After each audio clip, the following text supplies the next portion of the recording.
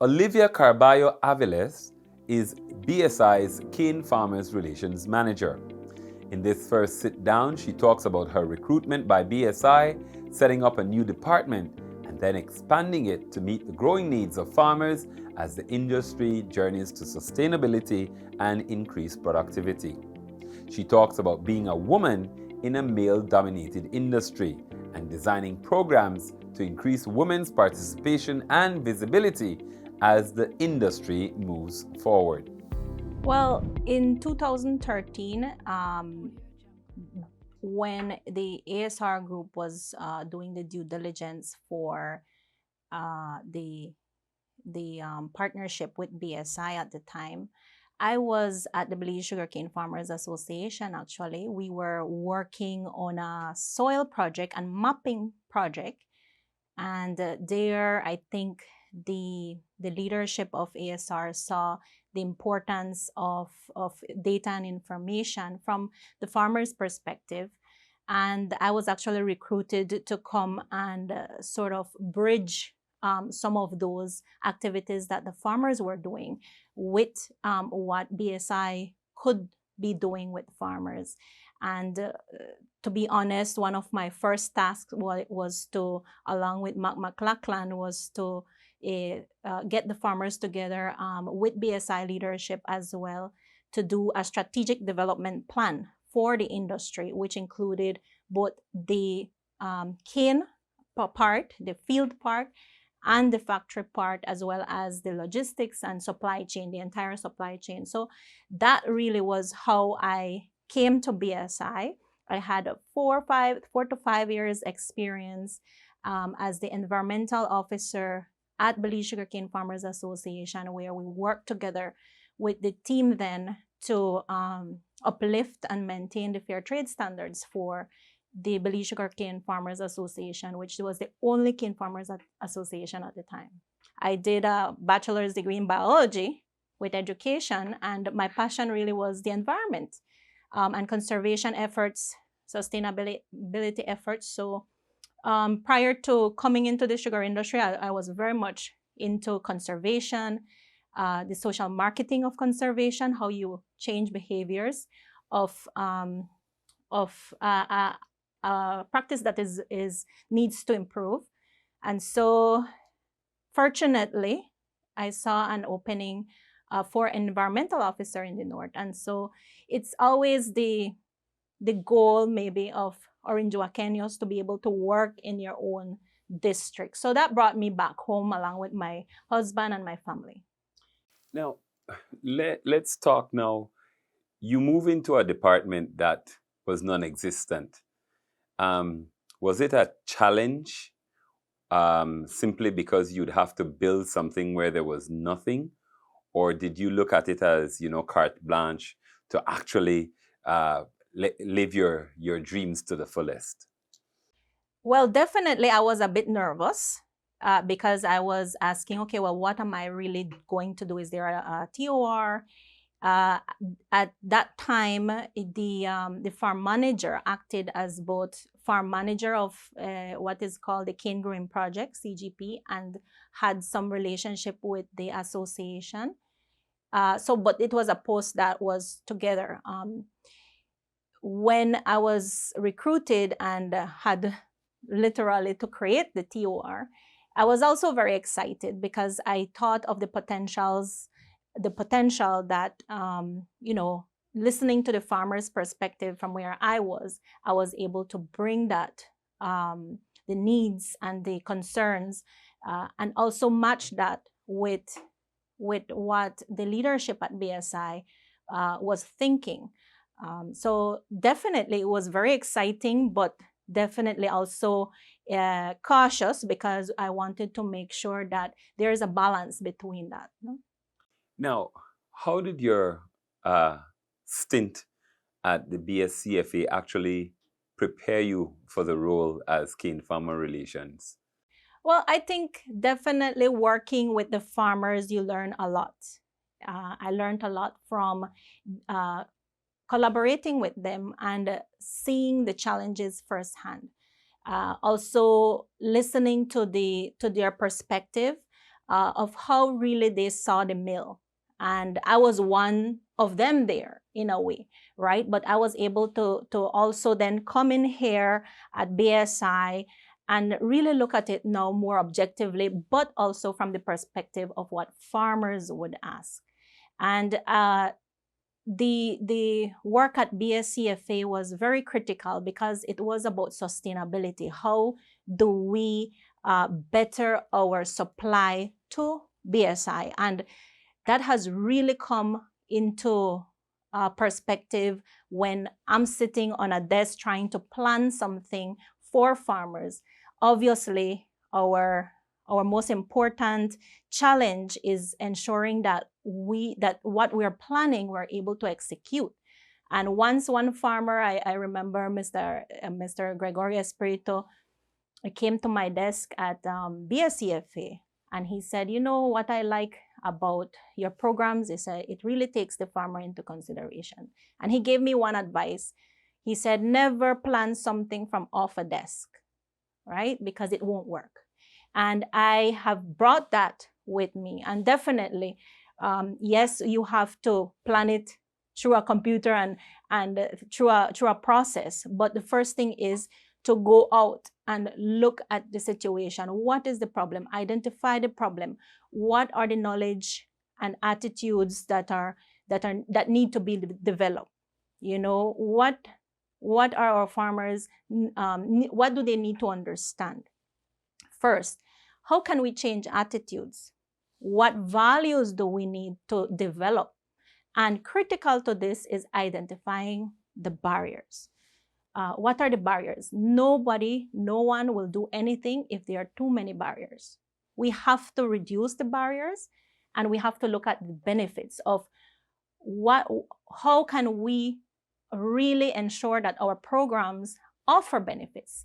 Anybody will want to do something if there are benefits, but if there are too many barriers, you won't achieve behavior change on anything. When we came to BSI, it was only myself and Jeremy Gongora. It was a two-man team, but obviously at BSI, you have a larger team that you can tap into. But at the time, it was only two people in the department. Jeremy was focused on communication, on the materials itself. And then what we did was to look at what else is needed. And first and foremost is that direct connection with the farmer. Again, comes back, to the need of going on the ground to find out what the issues are, what the problems are in some cases, so that you're able to develop strategies. And therefore, following that, we added a team of field officers, and we also added a GIS tech, Geographic Information Systems Technology Officer, who really is the one doing the data and the mapping. Of course, we use a lot of mapping in our work, and so we added that person. So now we also now need an assistant in the team, and then we collaborate closely now with the communications department. So the communications department became something separate. So Jeremy now, along with the team, has oversight of what needs to be developed for communication aspects. In your transition from working with the association to working with the mill, what would you say was the first critical lesson that you learned?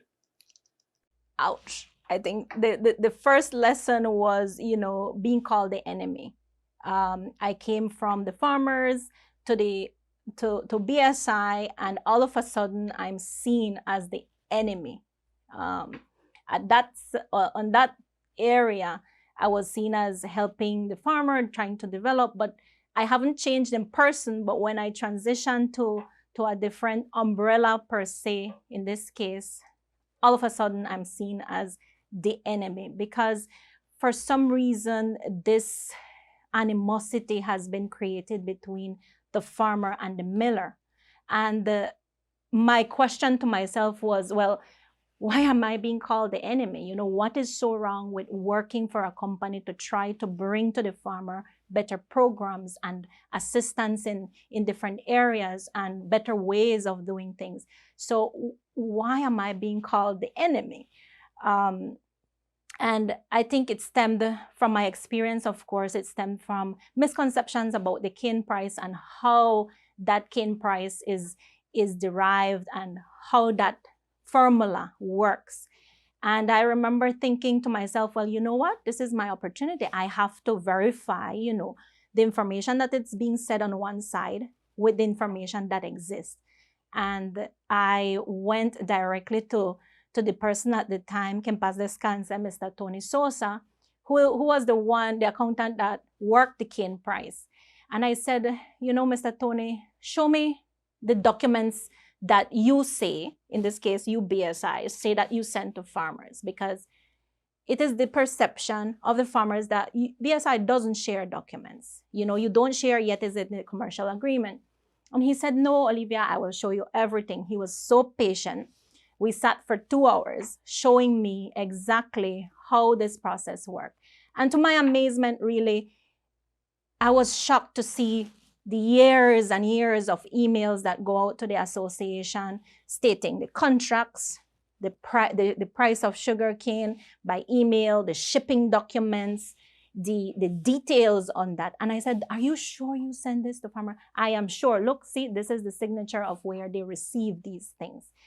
So that was, I think, was my first lesson. I said, well, I will come back because I really need to understand how the cane price works. I said, my next question is, does the factory include cost of the factory operation and deduct it from farmers portion?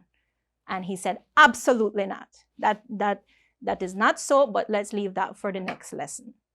Now, at one point, you had just one association to work with. So how did things change, actually, when you had 3 associations and now 4? Right. When it was one association, really, the conversation was more across the table. BSI shows up. If the association show up, then there is a conversation. Or if the farmers show up and BSI doesn't show up, there is no conversation. And so it was more a matter of across the table. What has changed really, and I think it's very healthy for our industry, is that more of a round table discussion where everybody has a seat at the table and nobody's head of any table. It is a discussion among stakeholders, and we want to make sure that we're both understanding our points of views and where we're coming from. The mill has a way of looking at the same information from a different perspective, while the farmers have a totally different perspective of how to look at the same piece of information. And it is when we bring people together in a roundtable type discussion that then we start to say, oh, but I didn't see it that way. Now I understand why the farmers are saying this. And that's a really important opportunity for the mill, because they can make adjustments to the activities happening on the ground. Now, you talk about, the move from across the table to around a table. How would you say your role also evolved? Well, I'm at the center, I guess. But first I saw myself as our department as a bridge between the farmers and the miller, but it has gotten a lot more complicated than that. And it's really, as we were discussing, a nexus of a number of different stakeholders. It's not just the farmers on one end and the miller on one end. There are other stakeholders. There are funding agencies that we are looking at that can bring to the farmers financing, capacity building, technical knowledge.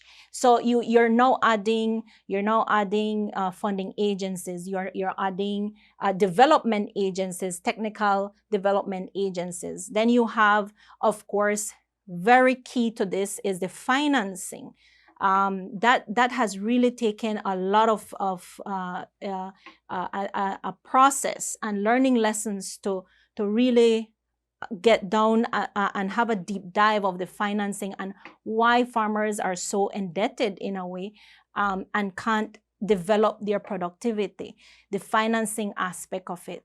Then you also have other organizations that are willing to help. So it really has become not only within the associations themselves and the industry, but we are looking at a different type of working pattern. Now, you've introduced quite a number of programs, and I don't want you to list them, but I do want you to highlight which was perhaps the most difficult to implement and which has been perhaps the most rewarding so far in terms of status. I know it's an ongoing process. There's no end. It's not linear. It's almost circular as you start each crop. I think difficult to implement, I have to say, are the technology projects. Technology projects, and it happens to be one of my favorite areas.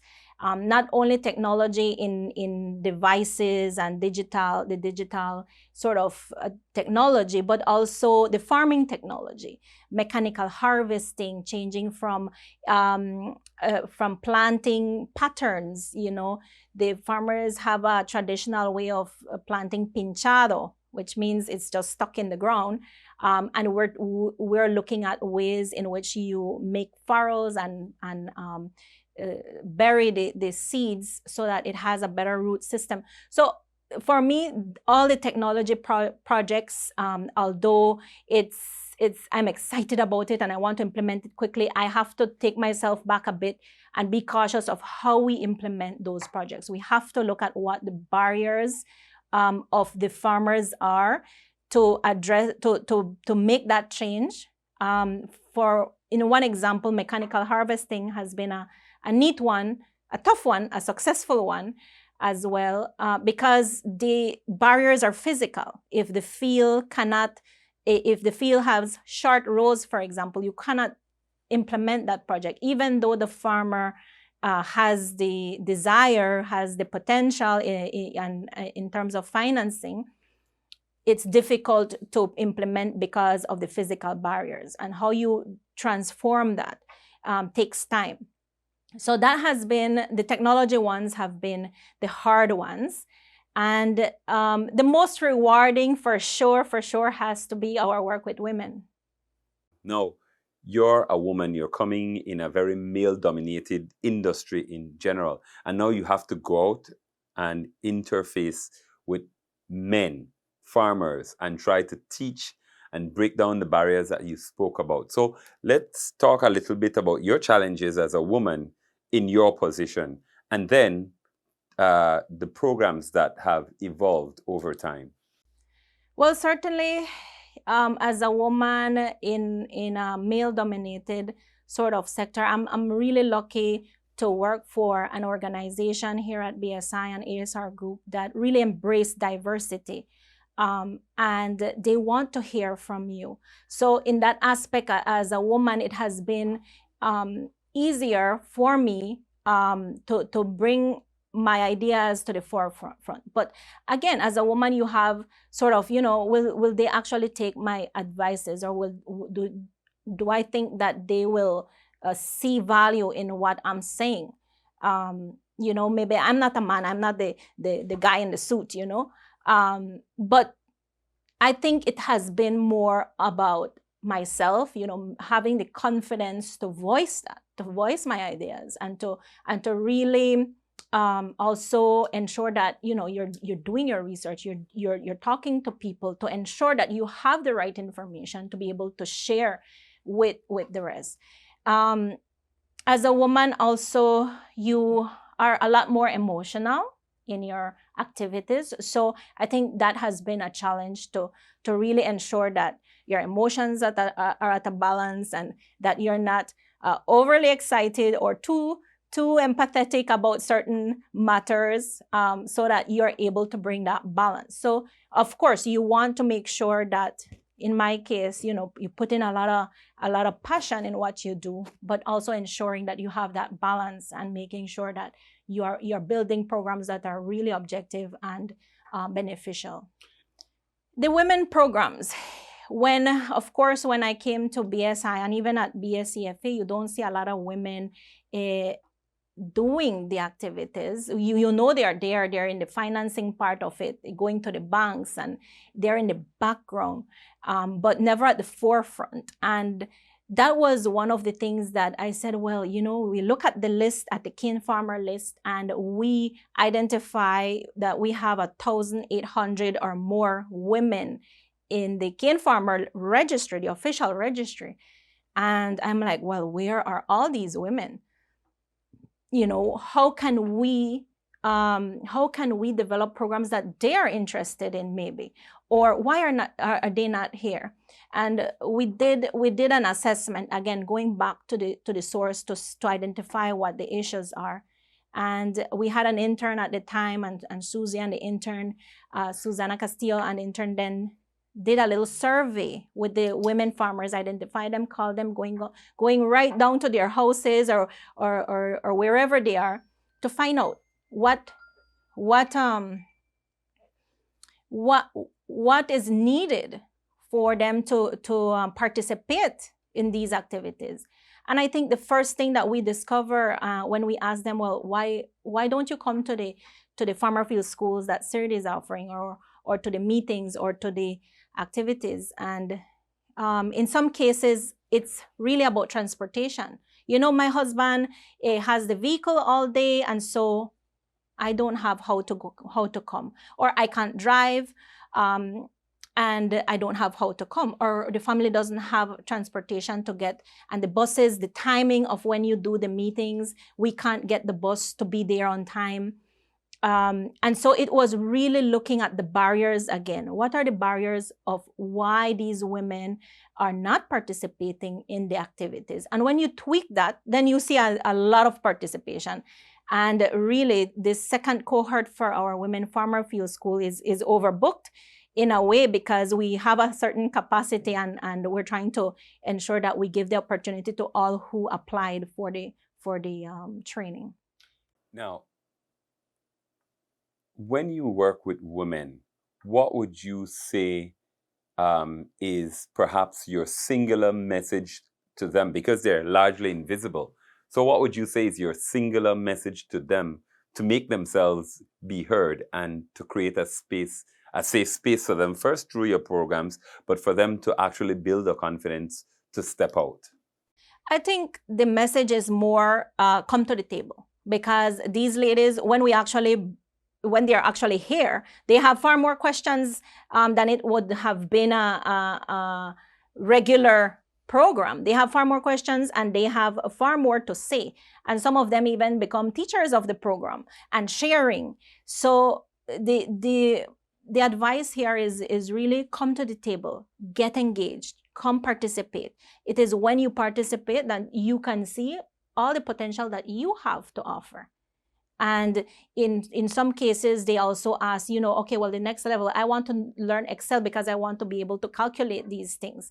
And so that's when you are able to help the entire industry move forward, because then we learn, okay, what else we need to do to assist these women or these farmers to actually develop. Now, do you see women first or farmers first? I see women first. Why? Well, because I'm a woman. And so I know some of their needs. You know, some of them have children. They have to make arrangements. I have children. I have to make sure my kids go to school in the morning before I come, and they're well kept before I come to work. So I know their challenges, and I know that we have to design the programs for them differently. But first, as a mother, I see a woman, a mother, and of course, we see the job, and we see the activities. And in everything, we see the people first. It is about helping people to grow sugar. You know, it's not about sugarcane and making sure that we use people to grow sugarcane.